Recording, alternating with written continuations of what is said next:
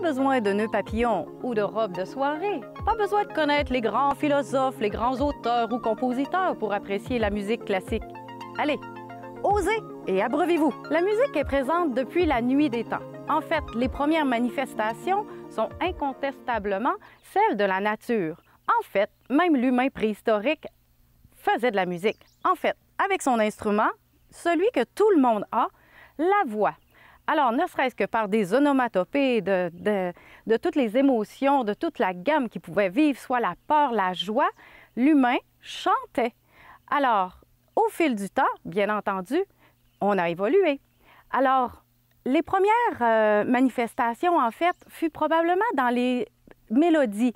Alors, pourquoi on entend la musique grégorienne? C'est une musique qui est empreinte de mélodies où chacune des phrases est indépendante l'une de l'autre, mais où plusieurs voix mises ensemble donnent une mélodie vraiment profonde et très belle.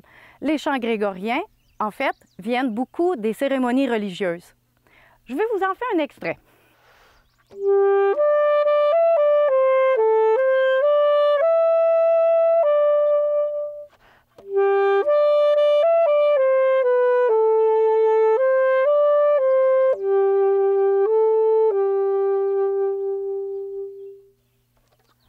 En fait, on chantait pour la joie, pour les cérémonies, pour exprimer tous les sentiments. Tous les rituels y passaient. La voix a évolué beaucoup. Ensuite, on avait le chant choral. On a chanté aussi dans les maisons. On a chanté pour s'amuser. On a chanté pour exprimer. En fait, chanter, ça fait du bien. Chanter, ça rend heureux. Et quand on est heureux, on chante. Alors, j'ai envie de vous dire simplement, allez chanter et laissez-vous aller.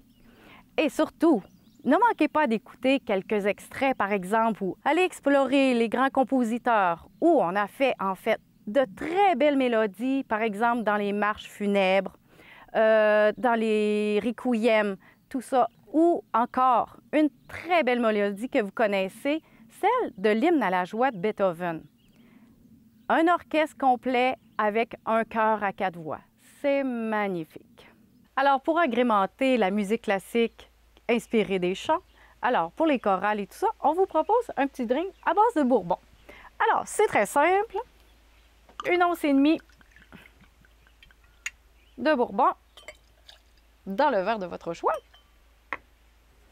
Ensuite, un peu de menthe que nous allons ciseler doucement. Question de faire ressortir les saveurs. Voilà. Et un trait de sirop. En fait, pour faire un sirop simple, c'est très simple. Une tasse d'eau, une tasse de sucre. Vous allez laisser fondre. Vous mettez ça dans une belle bouteille. Ça inspire vos invités. Et voilà. C'est à votre goût, n'est-ce pas? Vous pouvez en mettre plus ou moins. Alors ensuite, un petit coup de brassage et c'est terminé. Abreuvez-vous.